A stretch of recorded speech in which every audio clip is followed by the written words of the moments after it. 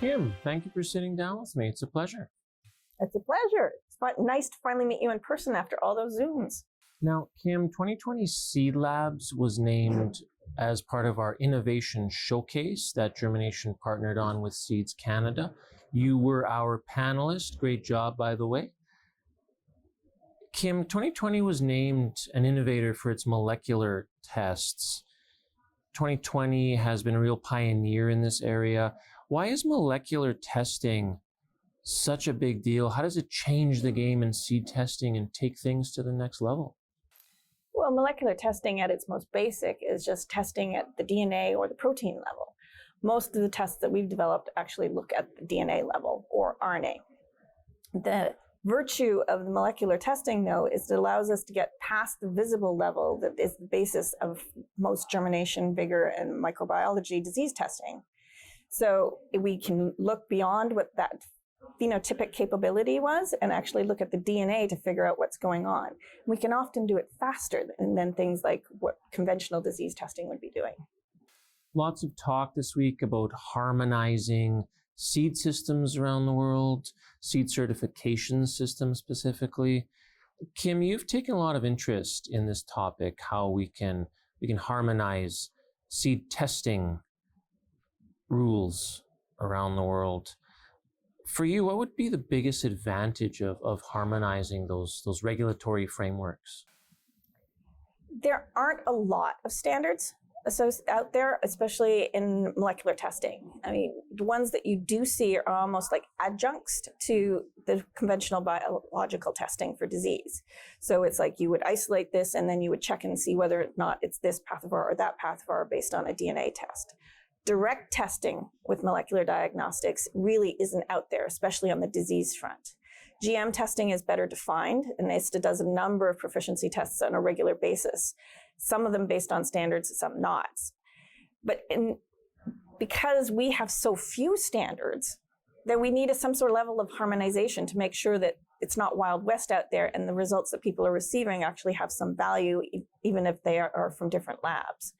So in the absence of standardization and harmonization, what we really need is some sort of level of proficiency testing that could come in and actually make sure that everybody's doing what they want or what they are trying to get a useful answer out of the testing that's being done.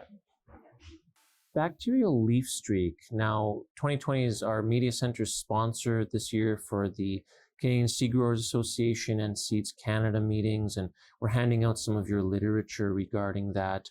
Can you talk about what BLS is and why it's such a big concern right now? The problem with bacterial leaf streak is that it's a seed-borne bacteria, okay?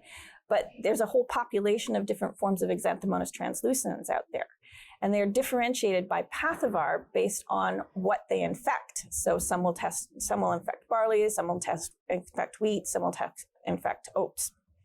So we need to be able to tell the difference between the pathovars to know if it's going to be dangerous on your particular seed. The problem is that when we plate, we can't actually determine pathovar without going back in and retesting. So it goes from being potentially a 3 or 4 day test into several weeks because you have to go on to specialized plating if that's even available for the different things, or you would have to try and reinfect. So it's not a very practical thing that you can test using conventional microbiology-based disease diagnostics methods. Whereas with the DNA, what we can do is we can go in and we can we can isolate the DNA of the bacteria and the seed. And then we just basically go through and screen it. And we actually look specifically for the pathovar that would affect the crop of interest. So if we're looking for something to test on barley, we check it and we see whether or not there's a larger Xanthomonas population present there. And if any of that includes a significant amount of the pathovar that specifically attacks barley.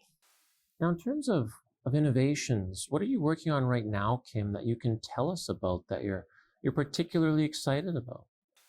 Well, the problems with bacterial disease are probably going to get greater and become more profound if we're still dealing with a lot of the moisture problems, because bacteria and moisture they need each other in order for the disease to happen. So we're probably going to be expanding on our bacterial work that we have been doing and just test for more bacterial related stuff to make sure that we're actually diagnosed. If it's not bacterial leaf streak, we can tell you what else it might be.